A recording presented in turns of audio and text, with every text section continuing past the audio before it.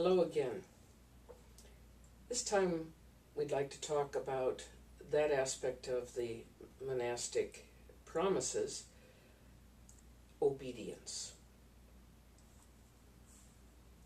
At the very beginning of the rule, Saint Benedict writes, "Listen carefully to the Master's instructions. Attend to them with the ear of your heart." And then later on, he says, actually really in the next verse, "The labor of obedience will bring you back to him from whom you had drifted.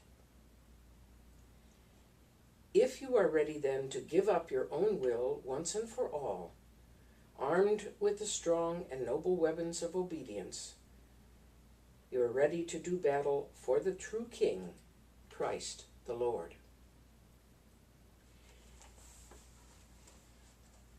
The word obedience really comes from the Latin term ab audire, meaning to listen. To listen, as Benedict says, with the ear of your heart.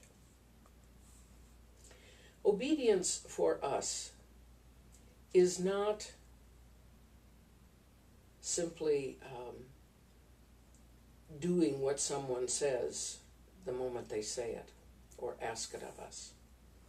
Obedience really is that true listening. We listen for the voice of God as God speaks to us.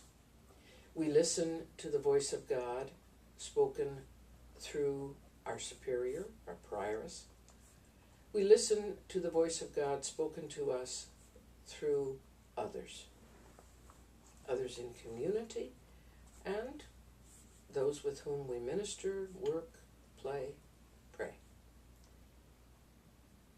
Obedience opens up for us the way of life that sets God's will, God's desire for us, always in first place.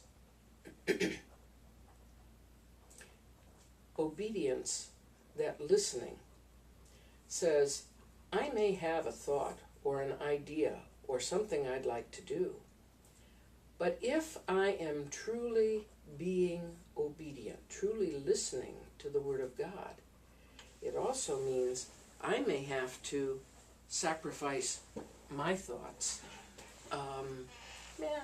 I'm going to take that back. Not sacrifice, but set them to the side for a moment to really listen to what another is saying. Where is the wisdom in what's being shared? And in that wisdom, what is God asking? Today we often use the term discernment. And real obedience must include discernment. It means, again, as I say, yes, I have an idea. I think it's a good one. Or I'd like to do this, and I think it's good that I do it. But that I take the time to truly listen to others and to God and share those thoughts, those ideas, kind of blend them together with my own. And somehow in the midst of all of that wisdom that is shared, the truth, the knowledge that needs to be followed surfaces. So obedience is not a blind following of another, or as they used to say, when someone says jump, we ask how high. It's not that at all.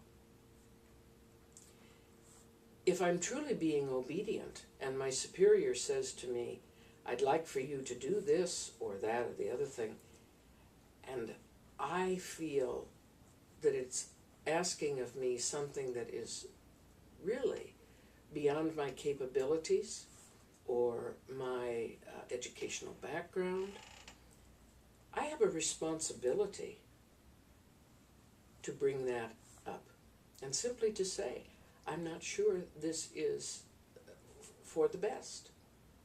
Now, in conversation, we may decide that, okay, maybe before I do that ministry, I need to get some more education. So that might be the first step in moving towards being able to do something that I would find difficult. Dialoguing, discerning, praying, questioning, and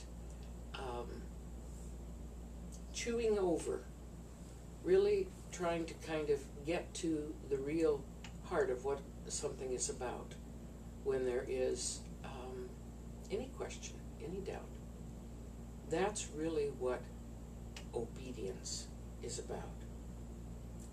Listening, and as Benedict says, listening with the ear of your heart.